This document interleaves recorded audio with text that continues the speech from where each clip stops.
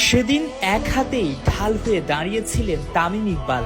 দলের জন্য লড়ে গেছেন সর্বোচ্চ ঝুঁকি নিয়ে। সেই ফাইটার তামিমই কিনা লুটিয়ে পড়লেন ক্রিকেট ম্যাচে। যুদ্ধ করছেন জীবন মৃত্যুর সন্ধিক্ষণে। বুকের ব্যথায় লুটিয়ে পড়া তামিমকে জরুরি নেওয়া হয় হাসপাতালে। জ্ঞান হারিয়ে ফেলা খান সাহেবের এমন দুঃসংবাদে হৃদয় ফেটে যায় কোটি কোটি বাঙালির। মুহূর্তেই বেদনা সিক্ত খবর ছড়িয়ে পড়ে দেশের চায়ের দোকান থেকে গণ্ডি পেরিয়ে সর্বত্র। খান সাহেবের বাঁচা মরার সংগ্রাম পৌঁছে গেছে বিশ্ব ক্রিকেটে।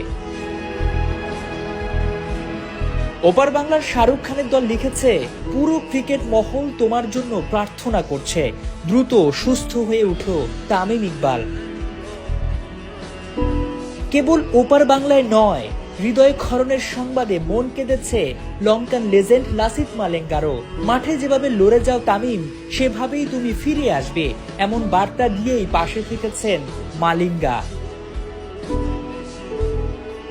তামিমের দুঃসংবাদ ছেয়ে গেছে ভারতে খেলতে যাওয়া হামজা জামালদেরও।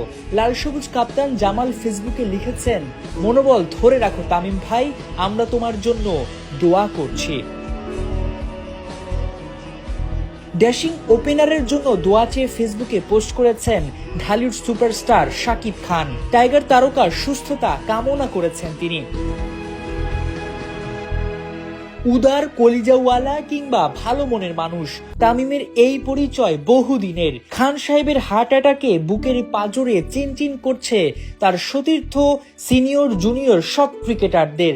মাশরাফি বিন মুর্তজা লিখেছেন, আল্লাহ তোর সহায় হন তামিম, দ্রুত সুস্থ হয়ে ফিরে আয় সবার মাঝে ইনশাআল্লাহ। মোহামেডান অলরাউন্ডার মেহেদী হাসান মিরাজ ফাইটার তামিমকে মাঠে লড়ে যাওয়ার মতো করেই ঘুরে দাঁড়ানোর সাহস জুগিয়েছেন।